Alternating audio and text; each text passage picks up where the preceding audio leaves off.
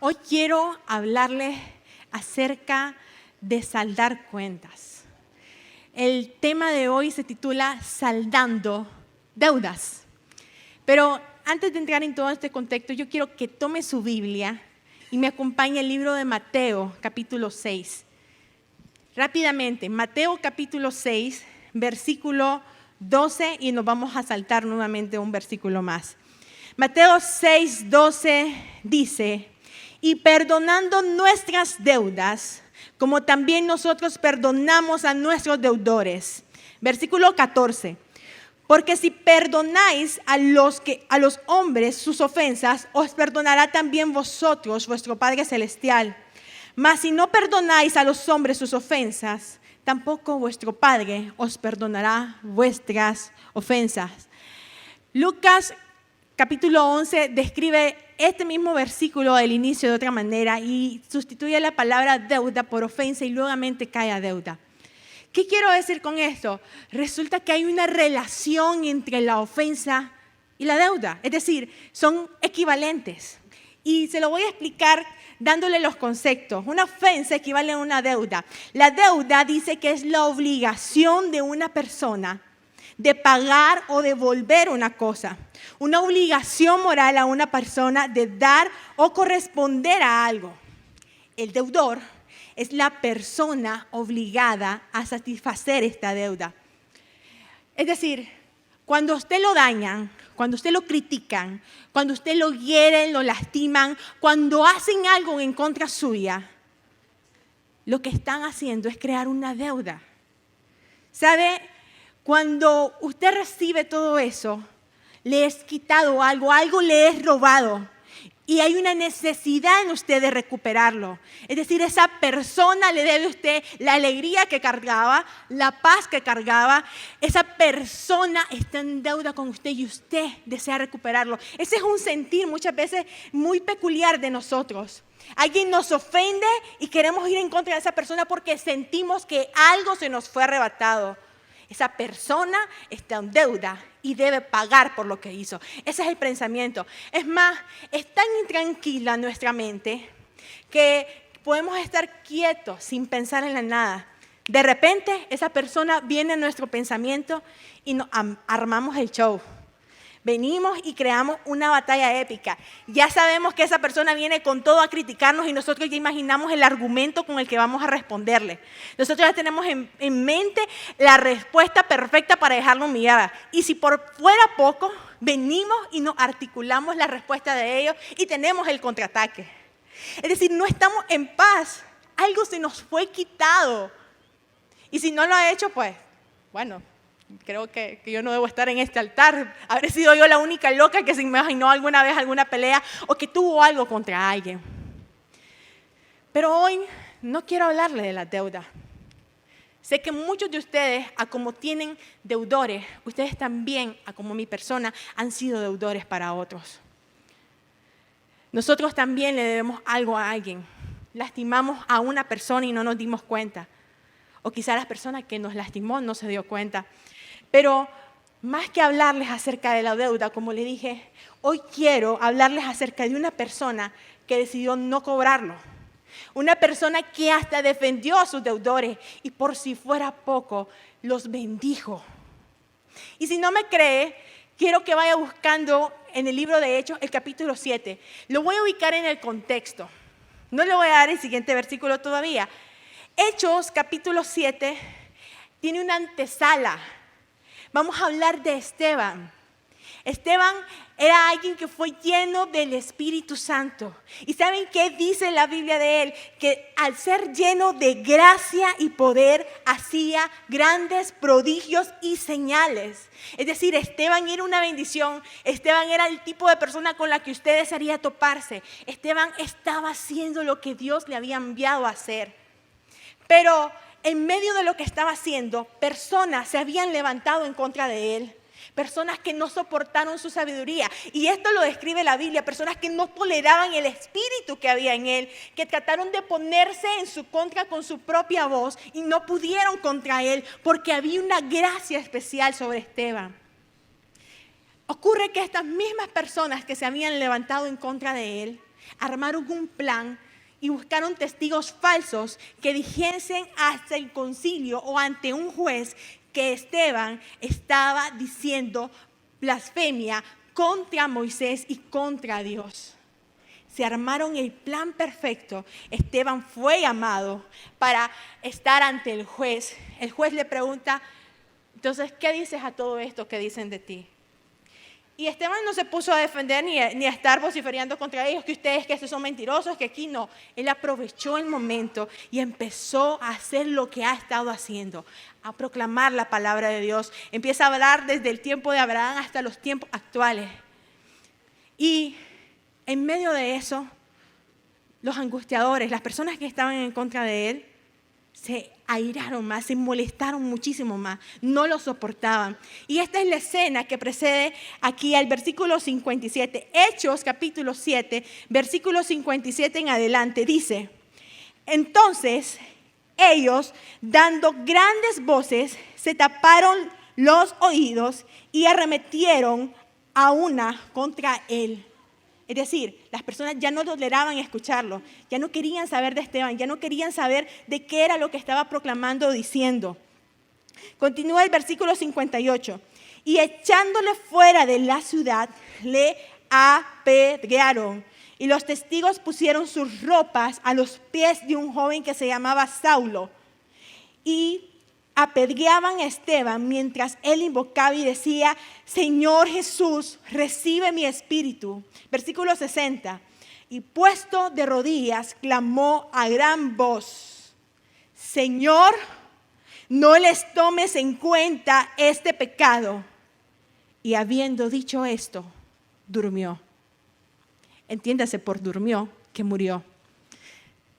Recordemos nuestros tiempos de primaria, de chiquitos, cuando nos agarraban con una pelota de papel y las empezaban a tirar y nosotros nos molestábamos por una pelotita de papel. ¿Se imagina usted siendo apedreado por hacer lo correcto? No le estoy hablando de papel, les estoy hablando de algo que pesa, algo que puede lastimarlo, herirlo, golpearlo, como dicen popularmente, rajarle la cabeza. Esteban no le estaba tirando una piedra a una persona. Habían varias personas alrededor de él. ¿Qué hizo Esteban para merecer eso? Hizo lo correcto. Pero ¿saben qué? En medio de ser un acto, un recuerdo doloroso, es un recuerdo a examinarnos. El acto de Esteban nos recuerda lo que nosotros debemos hacer con nuestros deudores. Vuelvo y les repito esta frase. Dice: Señor, no les tomes en cuenta este pecado. Eso es lo que debemos de hacer con nuestros deudores. No condenarlos, no cobrarles, sino bendecirles, clamar por misericordia para ellos. Esto es el acto más valioso, el anhelo más preciado de lo que podemos clamar como perdón.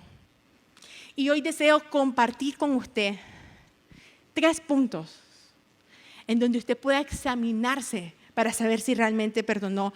3 bases con las que usted dice: yo necesito perdonar. 3 bases con las que usted mismo va a decir: sabes que yo también necesito perdonar, yo también necesito perdón. Y en medio de esto, yo quiero darles el primer punto. El primer punto es: no te cobres la deuda. En este caso, Esteban pudo haber orado ante Dios. ¿Usted sabía eso? Él estaba viendo a Dios Padre glorificado. Antes de ser apedreado, él miró cielos abiertos. Él pudo haber clamado a Dios y diciéndole: Señor, mira la injusticia que están haciendo contra mí. Mira cómo se han levantado contra mí, que soy tu hijo, que estoy proclamando tu palabra. Y Esteban pudo pedir perfectamente justicia. Pero su mirada estaba puesta en algo mucho mayor. Su mirada estaba puesta en Jesús, y Jesús traía a él lo mismo que él había hecho en la cruz, y es extender misericordia, extender amor, extender perdón. Esteban estaba aspirando a algo mayor para las personas que le debían, para las personas que estaban contra él, para las personas que le habían hecho daño. Esteban estaba aspirando a gracia sobre la vida de ellos. En Éxodo 21 se nos relata un poco acerca de la ley ojo por ojo, diente por diente. Y para no entrar en ese contexto, más bien yo deseo que me acompañen en este momento al libro de Mateo, capítulo 5, versículo 38. Dice, vamos a leer los siguientes 4 versículos. Dice, oísteis que fue dicho ojo por ojo y diente por diente. Es decir, si usted vino y le dio una bofetada a alguien, ese alguien tiene derecho a dar una bofetada a usted. Si usted fue y le metió el pie, también le va a meter el pie. Si usted fue y le cortó la mano, esa persona también tiene el mismo derecho de cortarle la mano. Solo se lleva en concilio y usted está en todo su derecho en devolver lo mismo que le habían hecho. Luego dice, versículo 39, pero yo os digo, este es Jesús hablando, pero yo os digo, no resistáis al que es malo. Antes, a cualquiera que te hiera en la mejilla derecha, vuélvete también la otra. Y al que quiera ponerte a pleito y quitarte la túnica, déjale también la capa. Y a cualquiera que te obligue a llevar carga por una milla, llévala o ve con él 2. Al que te pida, dale. Al que te quiera tomar de ti prestado, no se lo rehuses. ¿Saben qué es lo que está diciendo Jesús en este versículo? No te cobres la deuda, no pagues mal por mal. Tú no estás hecho, tú no fuiste formado ni creado para pagar con la misma moneda, porque sabes que yo he hecho de ti algo mejor, yo espero de ti algo mejor, yo anhelo que alcances mi perfección y que seas capaz de pagar mal con un bien. No te cobres la deuda. Ese es el punto esencial. ¿Por qué nos encanta ver que la otra persona pase por nuestros mismos males? ¿Será que no habrá sido suficiente? ¿Será que también estamos hechos del mismo material que la persona que nos dañó? ¿O verdaderamente estamos hechos del material que estaba hecho Jesús? Material espiritual, material del cielo, esencia pura del Padre. Eso es lo que anhela Jesús. No te cobres la deuda, no te compete. Nada de mía es la venganza, dice el Señor. Sí, espérate, me lo hiciste. Señor en su palabra dice que es suya la venganza. No te preocupes, yo te perdono, no tengo nada contra vos. Vos tranquilo, seguí tu vida. Adelante, prosigue. El Señor va a pagar, el Señor hará justicia. Olvídense, eso no es ningún perdón. Eso no es amor al prójimo. Eso es desear mal a la persona. Eso es querer ver condenada. Si verdaderamente nosotros perdonáramos, no desearas que la persona pagara esa deuda. Punto número 2. Alguien pagó la deuda. Primera de Pedro, capítulo 2, versículo 24, dice, quien llevó él mismo nuestros pecados en su cuerpo sobre el madero, para que nosotros, estando muertos a los pecados, vivamos a la justicia, y por cuya herida fuisteis sanados. ¿Saben? Es maravilloso cuando tomamos este versículo y lo aplicamos a nuestra vida. Cuando decimos, ¿saben? Yo tengo un Padre perdonado, yo tengo un Padre que extiende misericordia, yo tengo un Padre que hace todo por mí, y no solo eso, que puedo ir ante Él y Él va a limpiarme, que puedo ir ante Él y confesar mis pecados y no va a derramar juicios delante de mí, sino que me va a dar y extender su amor. Pero ¿saben qué? Ese mismo amor se extiende a la persona que le hizo daño. Este mismo amor se extiende a la persona que se puso a hablar mal de usted. Ese mismo amor se extiende para quien que se la jugó mal. Para la persona que defraudó su confianza, también ese mismo amor aplica. Cuando usted decide no perdonar, no solamente está creando una distancia entre usted y Dios, como leímos en el primer versículo al inicio de este mensaje, el Señor no le va a perdonar si usted no perdona, pero no solamente se limita a recibir el perdón de Dios. Cada vez que usted decide no perdonar, está diciendo que el sacrificio en la cruz del Calvario, lo que Jesús pasó, que fue latigado, que fue dañado, que derramó toda su sangre, todo lo que pasó, no sirvió para nada. que todo lo que Él hizo no se compara con lo que le hicieron a usted. Cada vez que usted decide no perdonar, usted está diciendo, ¿saben qué? El sacrificio de Jesús no pagó lo que me hicieron. ¿Saben qué? El sacrificio en la cruz no fue suficiente sufrimiento para Jesús como para cubrir el mal que me han causado.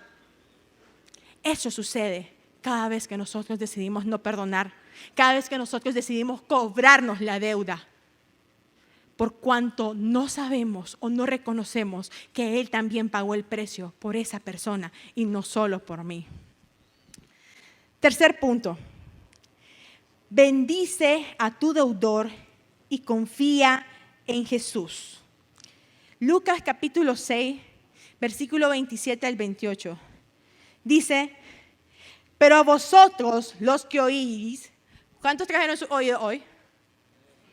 ¿Cuántos están escuchando esta palabra hoy? Entonces, la palabra le está hablando a usted y le está hablando a mí. Pero a vosotros, los que oís, dice el Señor, os digo, amad a vuestros enemigos, haced bien a los que os aborrecen, bendecid a los que os maldicen y orad por los que los calumnian. ¿Saben?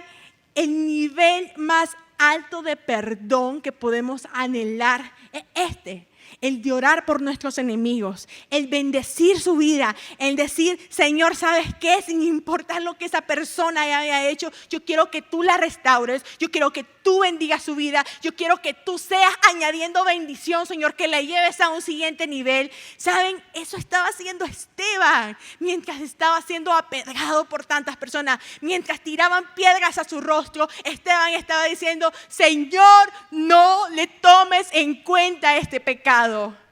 ¿Sabe quién más hizo eso? Jesús. Padre, perdónalos porque no saben lo que hacen. ¿Qué tal si ese juicio que cayó sobre Jesús hubiera venido sobre nuestras vidas? Nosotros no estamos en el derecho de maldecir. Nosotros fuimos creados para hacer bendición. Nosotros fuimos creados para decir, ¿sabes qué, Señor? Tú pagaste el precio. ¿Sabes qué, Señor? Tú diste todo. ¿Sabes qué, Señor? No soy digna de tomar venganza. No soy digno de hacer el mal. Porque ¿sabes qué, Señor? Tú eres quien está en control. Tú decides si extender misericordia. Tú decides a quién extender amor. Tú decides a quién amar, Padre. Nosotros debemos cambiar nuestra oración y que nuestra oración sea para bendecir a la otra persona. ¿Saben qué? Que también sucede. Dice 2 Corintios 5:21. Jesús nos da su herencia. Por eso les digo, bendecid a tu deudor y confía en Jesús. Jesús nos da su herencia. 2 Corintios es una imagen clara de lo que Dios quiere hacer en nuestra vida. ¿Saben? Él tomó nuestro pecado, lo quitó de nosotros y se lo puso a sí mismo. El juicio que debía caer sobre nosotros por todo el mal que hicimos, cayó encima de Él. En la cruz del Calvario murió, pero resucitó. ¿Y saben qué pasa? Dios le dio un nuevo cuerpo glorificado. Porque ¿saben qué sucede? Cuando usted perdona, usted es transformado. Cuando usted recibe perdón, también recibe la herencia de Jesús. Porque cuando usted perdona, Jesús se despoja de sí mismo y entrega toda su herencia y bendición y lo hace coheredero juntamente con Él. El perdón no se trata de un sentimiento. El perdón se trata de una decisión. La decisión definitiva de perdonar, de amar, de extender misericordia. No solamente es que si la persona lo merece o no lo merece, eso no es asunto suyo. Pero es asunto suyo el ser sano, el ser libre. En decir, por encima del daño que me hicieron, hay uno mayor que pagó ese precio por mí. Job no fue restituido, sino hasta que él oró por los que le hicieron daño. ¿Usted sabía eso? Dice Job capítulo 42, versículo 10. Y quitó Jehová la aflicción de Job cuando él hubo orado por sus amigos, y aumentó al doble todas las cosas que habían sido de Job. Qué increíble. Nosotros nos estancamos en derramar odio, en derramar culpa, en traer a memoria tantas cosas, cuando lo único que dice el Señor: necesito que sueltes eso, porque quiero restituir lo que te hicieron. Yo no pago mal por mal, dice el Señor. No, yo pago con mi herencia, con mi riqueza. El Señor lo único que desea de usted es que usted pueda tanto dar perdón para recibir su perdón. No es que no le interese a la otra persona, pero está tratando con usted. Si Esteban quizás no hubiera orado de esta manera, no sé si pusieron atención, pero Saulo estaba ahí. Saulo también era un deudor para Esteban, pero Esteban dice: Señor, no le tomes en cuenta, no le recuerdes, Señor. ¿Sabes qué? Restitúelo, transfórmalo. Que mi perdón también no solo me transforme a mí y me haga creer en ti, sino que transforme a la persona que me hizo daño. Y adivinen qué, Saulo tuvo un encuentro con el Señor y cambió su nombre por Pablo. Y ahora tenemos enseñanzas increíbles de alguien que también recibió perdón. Yo quiero que se coloque sobre sus pies.